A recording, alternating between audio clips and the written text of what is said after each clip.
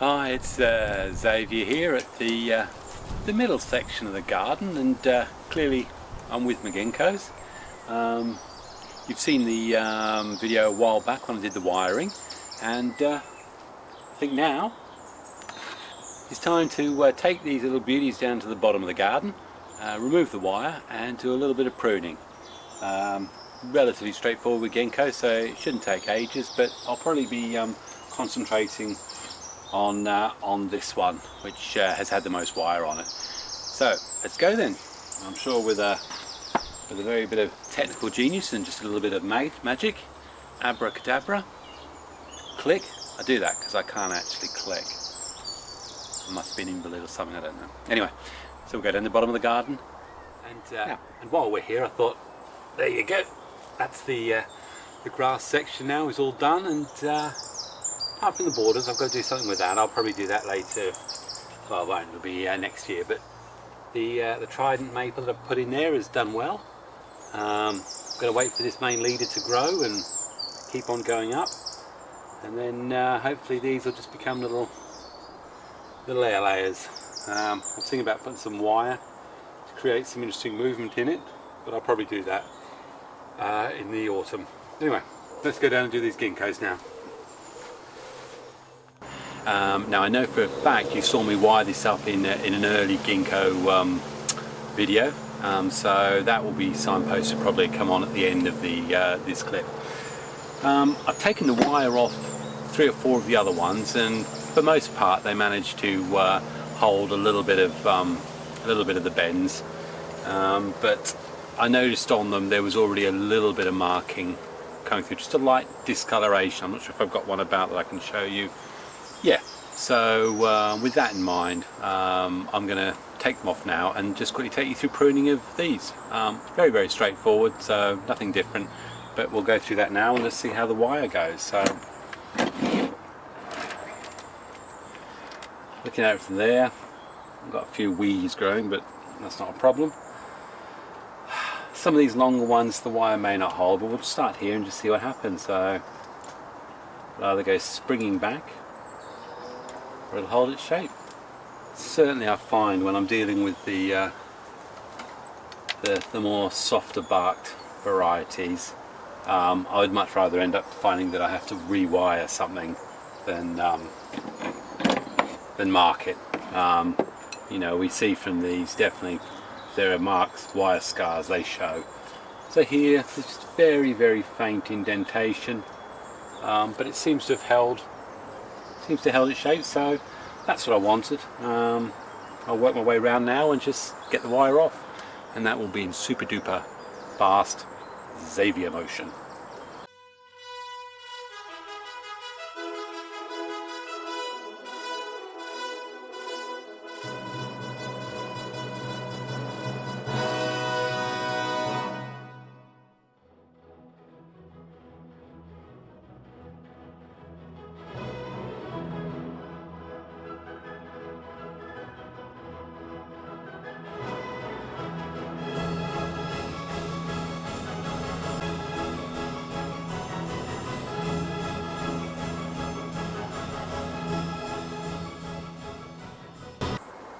Okay, so slowing things back down again, we've got the wire all off.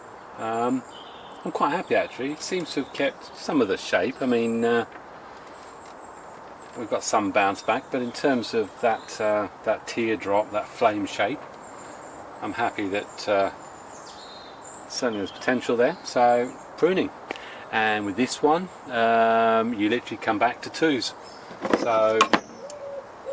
So I'll do it the same way I do any others. Starting down the bottom, we've got 1, 2, 3, 4. For now I might leave that. I've got a stub here. Take the stub off. Not sure whether that still could get wired out again further, so I won't do anything with that. But here on this one, 1, 2, so we'll leave that. We've got this big stub here.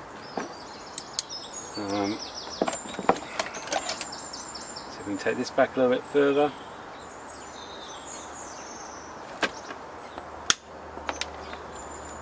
Yeah, all pretty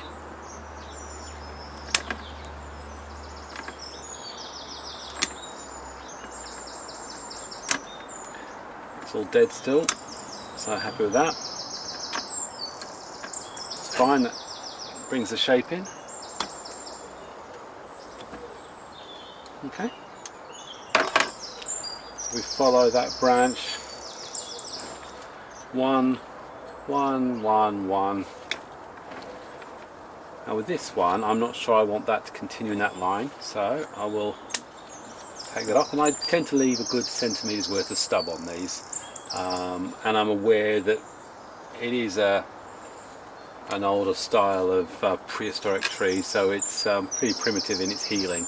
So sometimes you may actually find you lose this one, but I can always go back to that. But sometimes it is a case of rolling the dice just a little bit. And looking at that, it may well be that actually I'll take that one off as well. There we go, so 2 there, 2 there. On this one there's actually is one going on the inside, but I'm going to leave that for now, so we've got good reason for juices to flow. Down here, 1, 1, 1 here and here.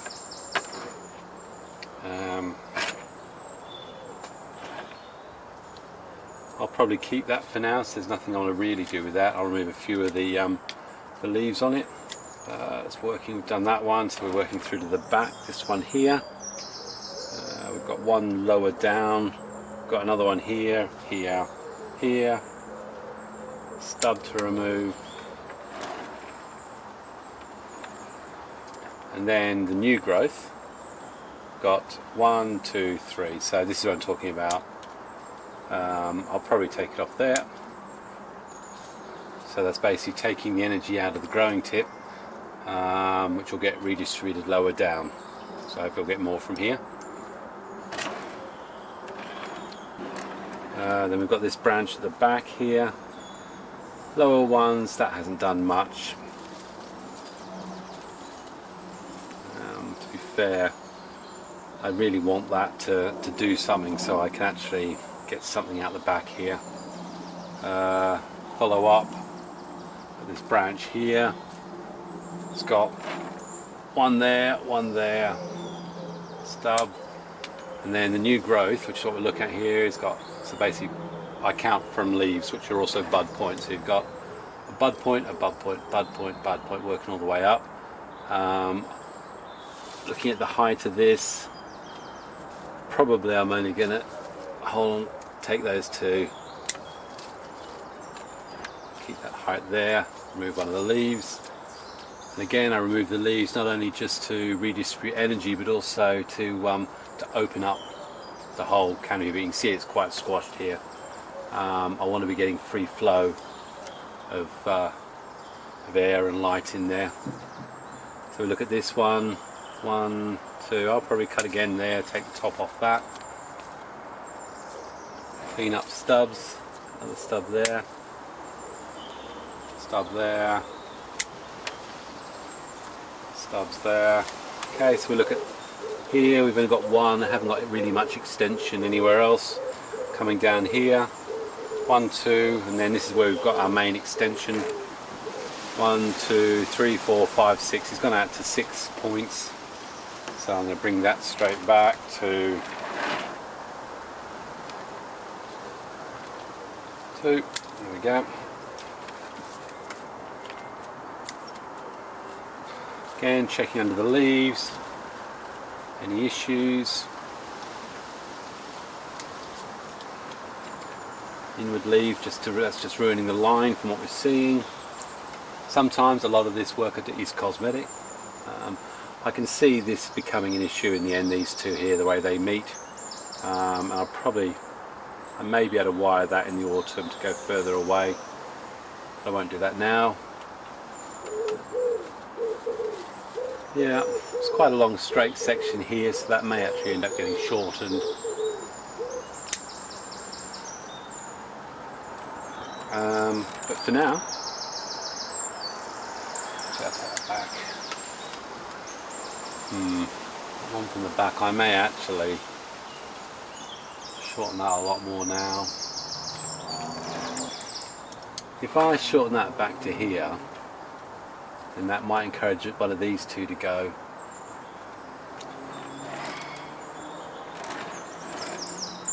if you look at the height of the out and it's going up again, I probably want to resolve this issue now.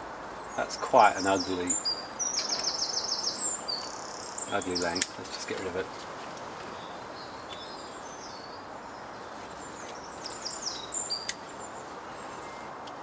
It's that separation which I need. I'm trying to decide whether to cut that. Truthfully, that probably needs to be cut as well to bring it lying down. Compromise, because I've got this little bud here, what I am going to do is go halfway, so I'll take that top off and see how that responds. And I imagine that in the autumn that's going to come down lower. I may even look at bringing it all the way back down to this point here where I've got two coming off. If I don't, I'm going to have to decide which of those is staying. That one would stay probably because it's coming outwards. But I should probably make that decision now. Yeah. Okay. There's no urgency to do anything more. This is clearly going to have to be resolved, but it's not hurting the tree as it stands, so I will leave it for now. Stub.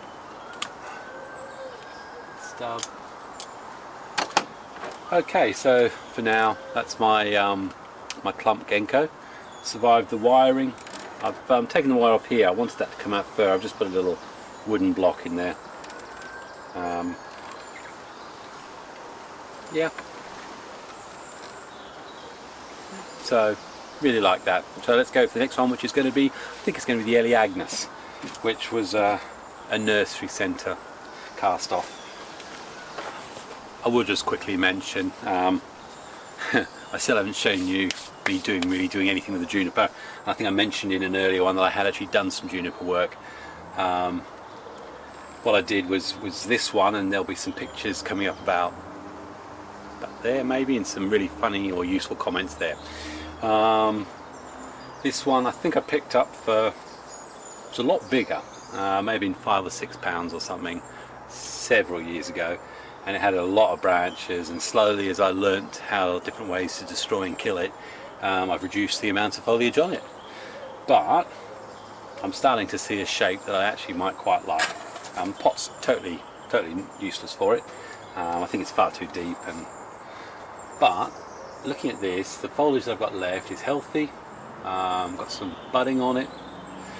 Yeah, so what I did last week is I'd already removed these ones a couple of years ago. Got some interesting dead wood and live vein work going, and so the live vein is along here. Follows the line. Got some more exposed dead wood there. So the whole idea is that you try and get the live vein to twist around the trunk and then bleach the dead stuff white. That's the theory. I'm learning as I go along, as I kill bits of the tree. Got that dead wood there just because I left the wire on too long, and that's the other way of doing it. If you coil the wire on and deliberately leave the wire on so it bites in, and then when you peel the wire away, that often leaves this twisty sort of convoluted live vein around the tree, and then you can get those wonderful effects they do with Juniper. Some sharis, that's what I did last week. And again, for those of you who are unsure, if you want to do this sort of thing, what you do is you'll cut a branch back that you don't want, and then you get your shari gear or whatever you call them, and you get your pliers and you just squeeze,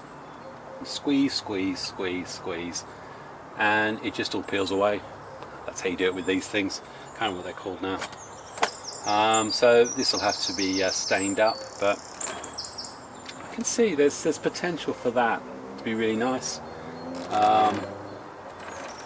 And this really nice. I quite like it. So, you know, I'm not totally useless on Juniper, but I think it's more a case of hit and miss and see what happens. Just my sensitive fingers, the prickles. I'm such a sensitive character, you know. Cheers. Let's move on to the Elaeagnus.